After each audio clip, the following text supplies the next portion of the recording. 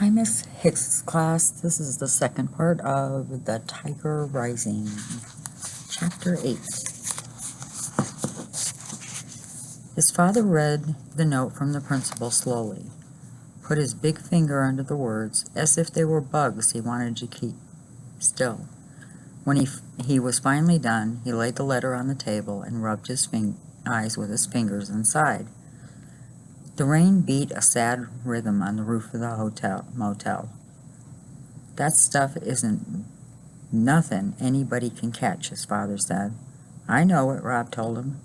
I already told that to the principal once before. I called up there and told him that. Yes, sir, said Rob. His father sighed. He stopped rubbing his eyes and looked up at Rob. Do you want to stay home? He asked. Rob nodded. His father sighed again. Maybe I'll get an appointment, get one of them doctors to write down that what you got ain't catching. All right?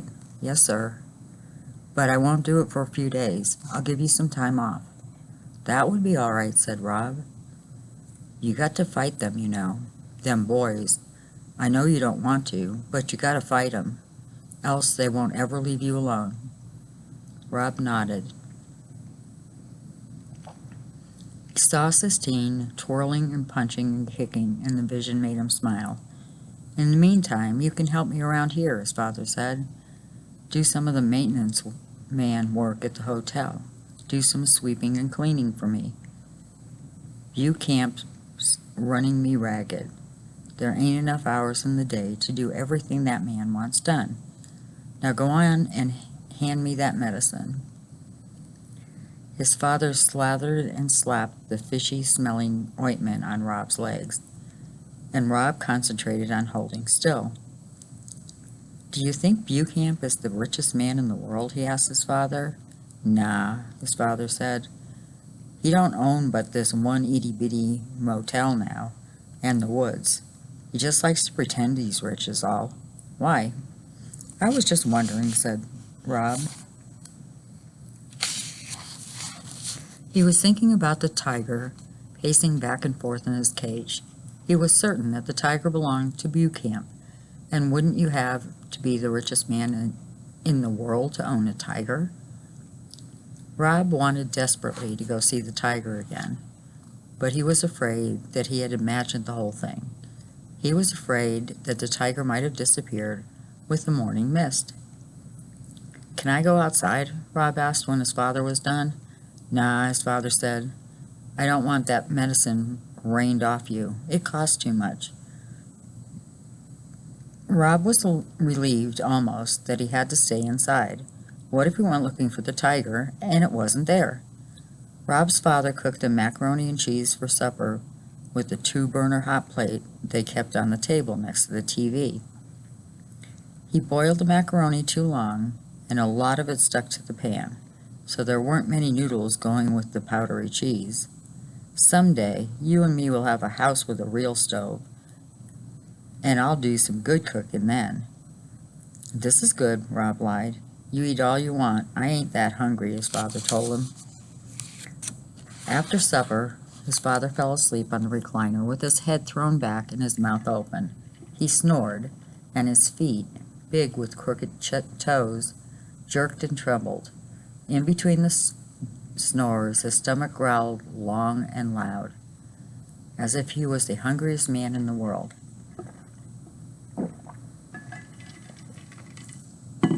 Rob sat on his bed and started to work on carving the tiger. He had a good piece of maple, and his knife was sharp, and in his mind he could see the tiger clearly. But something different came out of the wood. It wasn't a tiger at all. It was a person with a sharp nose and small eyes and skinny legs. It wasn't until he started working on the dress that he realized he was carving Sistine. He stopped for a minute, held the wood out in front of him, and shook his head in wonder. It was just like his mother had always said. You could never tell what would come out of the wood. It did what it wanted, and you just followed. He stayed up late working on the carving, and when he finally fell asleep, he dreamed about the tiger, only it wasn't in a cage. It was free and running through the woods, and there was something on its back, but Rob couldn't tell what it was. As the tiger got closer and closer, Rob saw that the thing was Sistine in her pink party dress. She was riding the tiger. In the dream, Rob waved at her and she waved back, but she didn't stop. She and the tiger kept going, past Rob, deeper and deeper into the woods. Chapter 9. His father woke him up at 5:30 the next morning. "Come on, son," he said, shaking Rob's shoulder. "Come on, you're a working man now. You gotta get up." He took his hand away and stood over Rob for a minute more, and then he left. Rob heard the door to the motel room squeak open. He opened his eyes. The world was dark. The only light came from the falling Kentucky star. Rob turned over in bed and pulled back the curtain and looked out the window at the sign. It was like having his own personal shooting star, but he didn't ever make a wish on it. He was afraid that if he started watching, he might not be able to stop. In his suitcase of not thoughts, there was also not wishes. He kept the lid closed on them, too. Rob leaned on his elbow and stared at the star and listened to the rain gently drumming its fingers on the roof. There was a warm, glowing kind of feeling in his stomach, a feeling he wasn't used to. It took him a minute to name it, the tiger. The tiger was out there. He got out of bed, put on shorts and a t-shirt. "Still hot," his father said when Rob stepped out the door, "and still raining." "Uh-huh," said Rob, rubbing his eyes. "Yes, sir. If it don't stop soon, the whole state ain't going to be worth nothing but one big swamp." "The rain don't bother me," Rob muttered. On the day of his mother's funeral, it had been so sunshiny it hurt his eyes. And after the funeral, he and his father had to stand outside in the hot, bright light and shake everyone's hand. Some of the ladies hugged Rob, pulling him to them in jerky, desperate moves, smashing his head onto their pillowy chest. "If you don't look just like her," they told him, rocking him back and forth and holding on to him tight. Or they said, "You got your mama's hair, that cobwebby blonde," and they'd run their fingers through his hair and pat his head like he was a dog. And every time Rob's father extended his hand to somebody else, Rob saw the ripped place in his suit where it had split open when he slapped Rob to make him stop crying. And it reminded Rob again, "Do not cry, do not cry." That was what the sun made him think of, the funeral, so he didn't care if he never saw the sun again. He didn't care if the whole state did turn into a swamp. His father stood up and went back to the motel room, got himself a cup of coffee and brought it back outside. The steam rose off it and curled into the air. "Now that I'm a working man," Rob said shyly, "can I drink some coffee?" His father smiled at him. "Well," he said, "I guess that'd be all right." Rob went inside and poured himself a mug of coffee and brought it back outside, sat down next to his father and sipped it slowly. It tasted hot, dark, and bitter. He liked it. "All right," his father said after about 10 minutes, "it's time to get to work." He stood up. It wasn't even 6 o'clock. As they walked together along the back of the motel to the maintenance shed, his father started to whistle, "Mining for Gold." It was a sad song they used to sing with Rob's mother. Her high, sweet voice had gone swooping over his father's deep one, like a small bird flying over the solid world. His father must have remembered, too, because he stopped halfway through the song, shook his head, and cursed softly under his breath. Rob let his father walk ahead of him. He slowed down and stared into the woods, wanting to see some small part of the tiger. a flick of the tail, or the glow from his eyes. But there was nothing to see except for rain and darkness. "Come on, son," his father said, his voice hard, and Rob hurried to catch up. Chapter 10. Rob was sweeping the laundry room when Willie Mae, the Kentucky Star housekeeper, came in and threw herself down on one of the metal chairs that were lined up against the cement block wall. "You know what?" she said to Rob. "No, ma'am," said Rob. "I'll tell you what." She reached up and adjusted the butterfly clip in her thick black hair. "I'd rather be sweeping up after some pigs in a barn than cleaning up after people in this place. Pigs at least give you some respect." Rob leaned on his broom and stared at Willie Mae. He looked like her. Her face was smooth and dark, like a beautiful piece of wood, and Rob liked to think that if he had been the one who carved Willie Mae, he would have made her just the way she was, with her long nose, high cheekbones, and slanty eyes. "What are you staring at?" Willie Mae said, her eyes narrowed. "What you doing out of school?" Rob shrugged. "I don't know," he said. "What do you mean you don't know?" Rob shrugged again. "Don't be moving your shoulders up and down in front of me, acting like some skinny old bird trying to fly away. You want to end up cleaning motel rooms for a living?" Rob shook his head. "That's right. Ain't nobody wants this job. I'm the only fool Bucamp can pay to do it.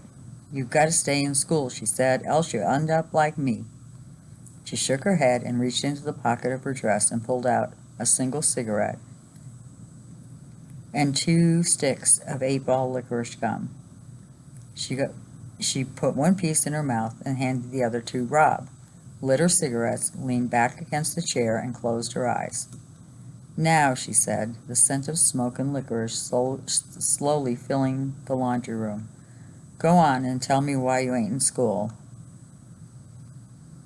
"On account of my legs being all broke out."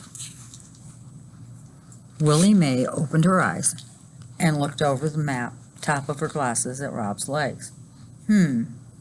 She said after a minute. "How long you've had that?" "About 6 months," said Rob. "I can tell you how to cure it," said Willie Mae, pointing with her cigarette at his legs. "I can tell you right now. Don't need to go to another doctor." "Huh?" said Rob. He stopped chewing his gum and held his breath. What if Willie Mae healed him and then he had to go back to school? "Sadness," said Willie Mae, closing her eyes and nodding her head. "You're keeping all that sadness low down in your legs. You're not letting it get up into your heart where it belongs. You gotta let that sadness rise on up." "Oh," said Rob. He let out his breath. He was relieved. Willie Mae was wrong. She couldn't cure him. "The principal thinks it's contagious," he said. "Man ain't got no sense," Willie Mae said. "He got a lot of certificates," Rob offered. "They're all framed and hung up on the wall." "But he ain't got no certificate for sense, though," said Willie Mae darkly. She rose up out of her chair and stretched. "I gotta go clean some rooms," she said. "You ain't going to forget what I told you about them legs, are you?" "No, ma'am," said Rob. "What'd I tell you then?" she said, towering over him. Willie Mae was tall, the tallest person Rob had ever seen. "To let the sadness rise," he said. He repeated the words as if they were part of a poem. He gave them a certain rhyme, the same way Willie Mae had when she said them. "That's right," said Willie Mae. "You got to let the sadness rise on up." She left the room in a swirl of licorice and smoke. After she was gone, Rob wished that he had told her about the tiger. He felt a sudden, desperate need to tell somebody who wouldn't doubt him, somebody who was capable of believing in tigers. Chapter 11. That afternoon, Rob was out front of the Kentucky Star, weeding between the cracks in the sidewalks, when the school bus rumbled up. "Hey!" he heard Norton Threemonger yell. Rob didn't look up. He concentrated on the weeds. "Hey, disease boy," Norton shouted. "You know what? We know what you got. It's called leprosy." "Yeah," shouted Billy. "Leprosy. All of your body parts are going to fall off." "They're going to rot off," Norton yelled. "Yeah," Billy screamed. "That's what I meant, rot. They're going to rot off." Rob stared at the sidewalk and imagined the tiger eating Norton and Billy Threemonger, and then spitting out their bones. "Hey," Norton shouted. "Here comes your girlfriend, disease boy." The bus coughed and sputtered and finally roared away. Rob looked up. Sistine was walking towards him. She was wearing a lime green dress. As she got closer, he could see that it was torn and dirty. "I brought your homework," she said. She held out a red notebook stuffed full of papers. The knuckles on her hands were bleeding. "Thank you," said Rob. He took the notebook. He was determined to not say anything else to her. He was determined to keep his words inside himself, where they belonged. Sistine stared past him at the motel. It was an ugly two-story building, squat and small, composed entirely of cement blocks. The doors of each room were painted a different color, pink or blue or green, and there was a chair painted in a matching color, sitting in front of each door. "Why is this place called the Kentucky Star?" Sistine asked. "Because," said Robbie. It was the shortest answer he could think of. "Because why?" Rob sighed. "Because Bucamp, the man who owns it, had a horse once called Kentucky Star." "Well," said Sistine, "that's a stupid name for a hotel in Florida." Rob shrugged. It started to rain. Sistine stood in front of him and continued to stare. She looked at the motel and then over at the blinking Kentucky Star shine, and then she looked back at him, as if it was all a math equation that she was trying to make come outright in her head. The rain made her hair slick on her scalp. It made her dress droopy. Bob looked at her small, pinched face and her bleeding knuckles and dark eyes, and he felt something inside of him open up.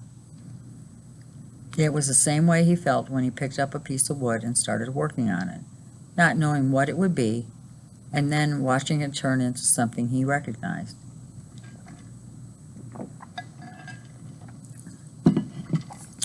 He took a breath. He opened his mouth and let the words fall out.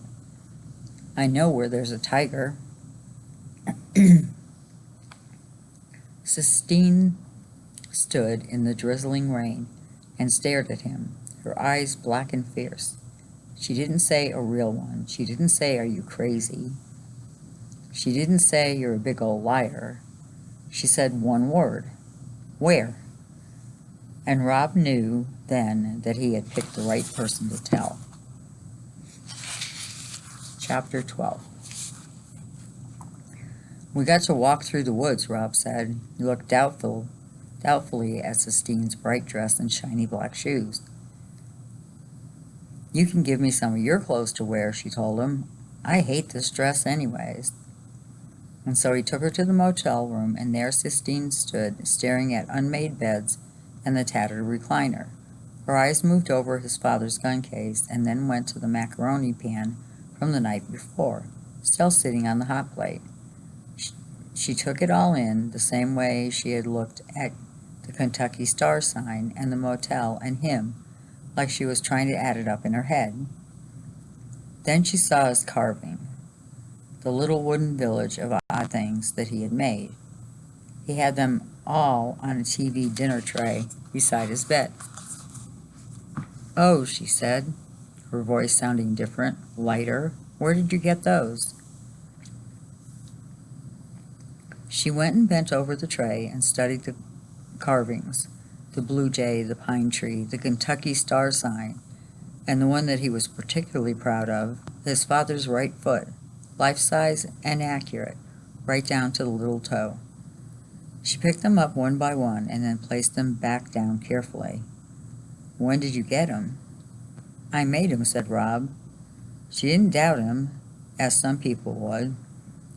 Instead, she said, "Michelangelo, the man who painted the Sistine Chapel, he sculpted too. You're a sculptor. You're an artist." "Nah," said Rob. He shook his head. He felt a wave of embarrassment and joy roll all over him. It was like his rash on fire. He bent and rubbed his hands down his legs, trying to calm them. When he straightened back up, he saw that Sistine had picked up the carving of her. He had left it lying on his bed, intending to work on it again this evening. He held his breath as she stared at the piece of wood. It looked so much like her, with her skinny legs and small eyes and defiant stance, that he was certain she would be angry. But once again she surprised him. "Oh," she said, her voice full of wonder. "It's perfect.